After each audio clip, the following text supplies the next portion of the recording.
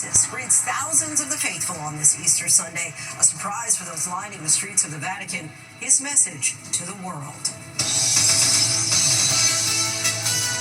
From ABC News World Headquarters in New York, this is World News Tonight. Good evening, everyone. Thanks so much for joining us on this Easter Sunday. I'm Lindsay Davis. We begin tonight with breaking news just coming in. Sources say Secretary of Defense Pete Hegseth is said to have shared sensitive details about the strike in Yemen targeting Houthis in a second Signal group chat on March 15th that included his wife and brother, among others. This comes just weeks after Hegseth and officials mistakenly added an editor from The Atlantic to a group chat. Let's bring in ABC's Alex Perche. Alex, what's the latest that you're learning tonight? Lindsay, tonight, two sources confirmed to ABC News that report by the New York Times that Defense Secretary Pete Hegseth shared military operation details to a group chat of family and friends titled Defense Team Huddle. In his private Signal chat that included his wife, brother, and personal lawyer, the defense secretary shared specifics, including flight schedules of a strike in Yemen targeting Houthis back in March. The secretary's brother, Phil, and his lawyer, Tim Parlatore, both have jobs at the Pentagon. Hegseth's wife is not a Defense Department employee, and none of them have any apparent reason to be briefed on military operations. This information reportedly shared is essentially the same attack plans he posted in a separate Signal chat that included the editor of The Atlantic. But unlike that chat, this one was created by Secretary Hegseth, and he reportedly used his private phone rather than his government one to access that chat. Now, Lindsay, tonight, ABC News has reached out to the National Security Council, also the White House. We have not heard back yet for comment, but this is certainly to raise questions about security protocol. Lindsay? That is definitely the case. Alex, thank you. Now to tornadoes and severe storms slamming the Midwest. More than 12 million people on alert as that storm system now moves east. Overnight, a woman and a 12-year-old boy died after floodwaters swept their car away in Oklahoma. A devastating trail of destruction, reminders of what once was across several states. Reports of more than a dozen tornadoes in northern Texas and southern Oklahoma just in the past 24 hours. Sirens blared and lightning flashed as the dangerous weather ripped through southern Oklahoma. Here's ABC's Morgan Norwood. Tonight, the dangerous weather event slamming the heartland during a busy holiday weekend. More than 12 million under the threat of severe weather as that storm moves east. More than a dozen reported tornadoes in northern Texas and southern Oklahoma in the past 24 hours. The area also seeing deadly flooding. One killed in Spalding, Oklahoma after a tornado touched down there last night. 2 others injured. Flash flooding killing 2 people after a car was swept away in Moore, Oklahoma. The system hitting the area with another round of torrential rain. Both vehicles were submerged in water completely above the tops of the vehicles. Authorities say the bodies of her mother and son, 44-year-old Erica Lutz and 12-year-old Rivers Bond, were recovered. 3 others rescued from the flooding. In Ada, just south of Oklahoma City, a tornado hitting this shopping mall, mangling the inside of this women's clothing store. Billboards destroyed and trees downed in the wake of those storms. Look at it coming down. In central Texas, multiple suspected tornadoes touching down. This funnel cloud swirling over Barnhart, another over Mertzen. Residents west of Fort Worth and Weatherford, Texas, taking a chainsaw to the debris to clear the roads. Those severe storms tearing apart the roofs of these houses. This piece of navigation equipment blown away. This man's home destroyed. And Lindsay, tonight that threat is shifting. It's not just storms anymore. Arkansas and Missouri now on alert for dangerous flash flooding. Lindsay? Not out of the woods just yet, Morgan. Thank you. Let's bring in meteorologist Danny Beckstrom with our New York station WABC. Danny, give us a sense of just how long this dangerous weather will continue. The flood threat and tornado risk continue through sunset tonight, Lindsay, in the central U.S., but this is the final push in this unrelenting stretch of severe weather. Let's get right to the radar where we see that strong line of storms exit Oklahoma and Texas, producing flash flooding right now as it moves east. This line brings heavy rain from northern Louisiana to southern Illinois tonight, with the greatest threat for flooding downpours, damaging wind gusts, large hail, and tornadoes in Missouri and Arkansas through 7 p.m. local time. Heavy rain then moves into the Great Lakes overnight, with the line weakening as it tracks tracks east tomorrow to just scattered showers for the I-95 corridor Monday night. The weather story then shifts to widespread spring warmth heading into the work week as above average temperatures settle in east of the Rockies, and it looks like this warm weather pattern holds through the end of April. Lindsay? We will enjoy that for now. Danny, thank you. Now to the other major news this Easter Sunday. Justice Samuel Alito issued a blistering dissent to the Supreme Court's decision temporarily blocking the Trump administration from deporting a group of Venezuelan migrants. Alito is calling it, quote, unprecedented and legally questionable relief. Here's ABC's senior White House correspondent Selena Wang. Tonight, the battle between the White House and the courts. The Trump administration asking the Supreme Court to roll back its decision to block the deportation of Venezuelan migrants they accuse of being gang members.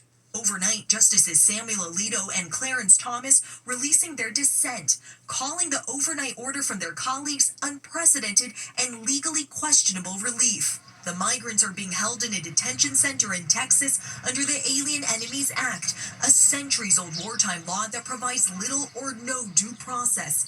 That extraordinary order blocking their deportation coming from the highest court shortly after midnight on Saturday morning, responding to an emergency appeal from the ACLU. They're unilaterally claiming that people are members of a gang, but not giving them the opportunity to go into court and show they're not. When ABC News asked the Department of Homeland Security for a response, a spokesperson said, "Why does ABC News continue to do the bidding of criminal gang members over their American victims?" We have followed the Constitution. We have followed the law. I am confident that everything we've done is followed laws within the constitutional constructs. Absolutely. The administration also invoked the Alien Enemies Act in March to deport more than 200 Venezuelan migrants to the notorious Secot prison in El Salvador.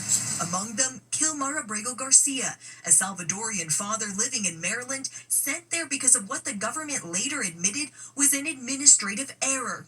But the Trump administration now saying they have no plans to return him home, despite the Supreme Court ordering them to facilitate his release. Even some Republicans are criticizing the move. It was a screw-up, and I understand why the administration is bowed up and said we won't admit it's a mistake, because if they do, they'll have their throats torn out. But it was a screw-up. Maryland Senator Chris Van Hollen traveled to El Salvador to meet Abrego Garcia, the White House attacking him for sympathizing with the man they claim is part of the MS-13 gang, despite providing no evidence of an alleged association to the courts. He has no criminal convictions, and his family denies the allegations. Van Hollen sitting down with our own John Carl to explain why this case is about more than just one man. My mission and my purpose is to make sure that we uphold the rule of law, because if we take it away from him, we do jeopardize it for everybody else. And Lindsay, the White House says they're confident they'll prevail against what they're calling meritless litigation. And it's yet another busy week ahead for the Trump administration in the courts, with multiple hearings scheduled focused on their use of the Alien Enemies Act. Lindsay? Selena Wang from the White House for us. Thank you. Overseas now to Easter celebrations at the Vatican. Pope Francis made a surprise appearance at St. Peter's Square greeting the faithful. The 88-year-old has reduced his workload after a life-threatening battle with double pneumonia. He did not preside over Easter services. The Pope also briefly met with Vice President J.D. Vance. Here's ABC's Marcus Moore. Tonight, new images of Pope Francis greeting thousands who line the streets around the Vatican. The appearance followed the traditional Easter Sunday Mass, where the faithful filled St. Peter's Square to hear the Pope's message and receive a blessing. The 88-year-old pontiff appeared at the balcony in a wheelchair, managing to raise his arms towards the audience, and you could hear applause as he appeared. He spoke softly and only introduced his message before the Master of Ceremonies recited the text. In it, the Pope calling for peace around the world and acknowledging the violent conflicts that have displaced millions from their homes. He asked for acceptance of migrants around the world. And after blessing the crowd, Pope Francis boarded the Pope-mobile. We're just outside the Vatican gates, and you can see the crowd rushing as Pope Francis passes by on the Pope-mobile. The thousands of faithful who have gathered here in the Vatican to mark Easter Holy Week. On Saturday, Pope Francis made an unannounced visit to St. Peter's Basilica, where he prayed at St. Peter's tomb. He also greeted pilgrims who were there. The Pope's appearances during Holy Week come after he spent weeks battling pneumonia at Rome's Gemelli Hospital. His health journey this year leading to questions about whether he would be well enough for this week. In the end, he did participate and also met privately with Vice President J.D. Vance, who was visiting Rome during Holy Week with his family. The Vatican press office says the two met for several minutes and exchanged Easter greetings. In a post on X, the vice president writing in part, quote, "It was an honor to be in Rome on this Holy Week."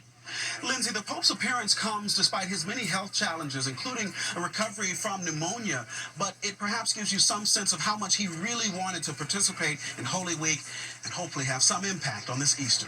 Lindsay. Marcus Moore from Vatican City, thank you. Now to the war in Ukraine. That so-called truce is now over. Both sides are accusing the other of breaking what was supposed to be a 30-hour pause in fighting. President Zelensky says Russia violated its own ceasefire more than 2,000 times. Back here in the U.S., another deadly small plane crash. A single-engine Cessna crashed into a field in central Illinois, killing 4 people. Federal investigators are on the scene. Preliminary reports indicate the plane struck power lines. Here's ABC's Rena Roy. Tonight, an urgent investigation underway after a single-engine plane with 4 people on board came crashing down just miles from the airport. The NTSB says the Cessna 180 struck multiple power lines before plunging into this field in Cole County, Illinois. We have a plane crash just north of Trilla on the county line. Smoke billowing into the air, police rushing to the scene. Investigators sifting through what's left of the aircraft. You can see the mangled metal and charred debris. Officials say 2 men and 2 women from Wisconsin were on board. All 4 pronounced dead at the scene. There are 0 survivors, 4 fatalities. The tragedy comes just one day after another deadly crash in Fremont, Nebraska, also involving a Cessna 180. Authorities say the aircraft plunged into a river Friday night, killing all 3 on board. So far this year, there have been nearly 300 plane accidents, more than 50 of them fatal. Lindsay, NTSB data shows fatal crashes are actually down over 20% compared to the same time last year. Investigators are now on scene at both crash sites, looking into what exactly happened with these accidents. Lindsay? Rena, thank you. Next tonight, as the number of measles cases in the U.S. climbs to 800, several states are now reporting their first cases of the year. Many of those infected are unvaccinated or their status is unknown. More now from ABC's Zareen Shah. Tonight, the number of measles cases around the country growing to alarming rates. 3 states reporting their first cases this year over the weekend: Louisiana, Missouri, and Virginia, with a total of 800 cases now reported across 27 states. In Texas alone, nearly 600 reported cases, nearly triple the number of last year. 2 children, both unvaccinated, have died from the highly contagious measles virus in Texas this year. A 3rd death is under investigation in New Mexico. Texas mom Michelle Gordon taking strides to protect her 10-month-old son, Walker. It's really important to me to protect him, so I tried to get in here as quick as I could to give him some protection, because it's scary. I mean, 2 children have died, so I don't want that to be mine. 96% of the cases are with people who were unvaccinated or have an unknown vaccination status, most of them children younger than 19. Some health officials are urging children in harder-hit parts of the country to get the vaccine at 6 months old instead of 1 year old as the outbreak spreads. The MMR vaccine is the best way to stop measles and stop putting our kids in the hospital. There are no specific treatments for measles. There are no antivirals. If cases continue on this trend, the country is expected to see the most number of measles cases since 1992. Lindsay. Wow. All right, Zareen, thank you. The international shipping company DHL says it is suspending some shipments from China to the U.S. starting tomorrow. The move affects business to consumer shipments worth more than $800. The company blames new U.S. customs rules. DHL says business shipments are not being halted, but they could face delays. Anything less than $800 is not being impacted. There's still much more ahead on World News Tonight this Sunday. Dozens of very seen outside New York City. Several manhole covers suddenly exploded without warning. One nearly missed someone pushing a stroller. No one was hurt. Officials found high levels of carbon monoxide in several buildings nearby. The area was evacuated until the gas levels could be mitigated.